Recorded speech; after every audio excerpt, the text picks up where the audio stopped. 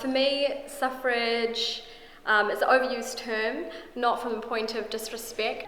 I think that it has tended to favour a lot of Pākehā women. I think for me, maybe it's the term that I don't particularly like, but for me growing up, I've grown up in a place of privilege, and I haven't seen a lot of people that look like me in positions of power at the table representing me or my community. So for me, suffrage, I think it's great that, you know, we are celebrating women, but that shouldn't be something that we have to do one single day. It should be something that we do every day. I hope to do something about that, maybe even change that word of suffrage to more of a inclusive word where it actually does represent multiple women from so many different backgrounds. Because even me being here, like, I'm so privileged to be here, but at the same time I know that there's so many women that are making change.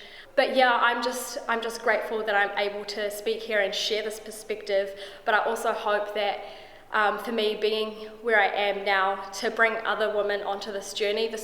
I think suffrage should be something that's very inclusive. It should be something where we empower other women to come along with us on this journey of, I guess, advocating for things and moving forward and seeing that change.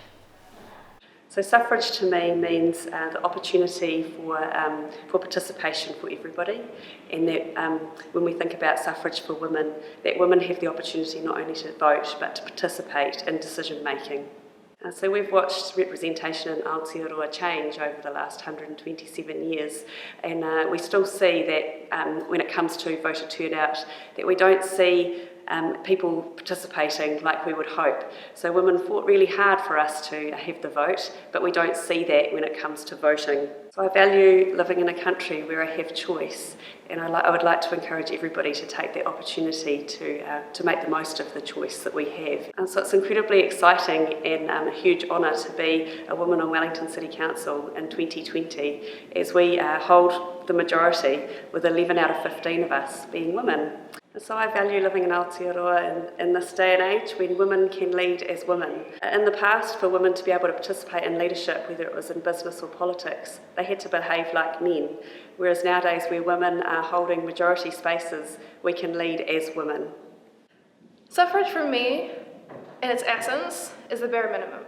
The ability for everybody, regardless of gender, to participate in democracy, whether that's a vote or a seat in government, is the bare minimum to be able to create a representative, functional and successful democracy.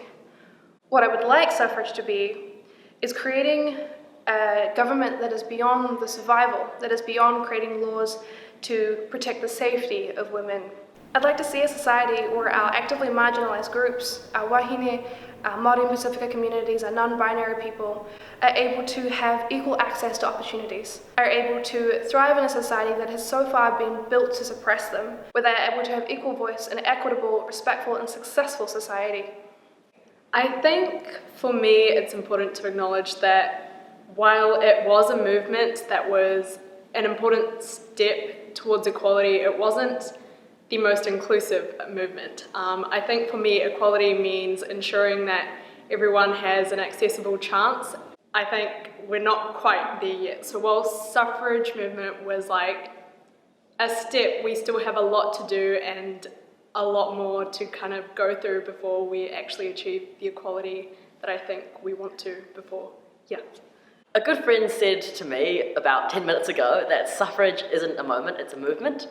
It's part of an ongoing work. Suffrage is, like, getting the vote is never going to be a band-aid, be-all and end-all. It's never going to fix all the issues that women face or other minorities face, but it's a step and it's part of a bigger movement. I think it's important to look at it in the bigger scheme of things. We're nowhere near done today in terms of fighting for women's rights. I think it's important to not laud the suffrage movement as a movement that was part of the past and that's over now, because in reality the work is still being done and it's very important still.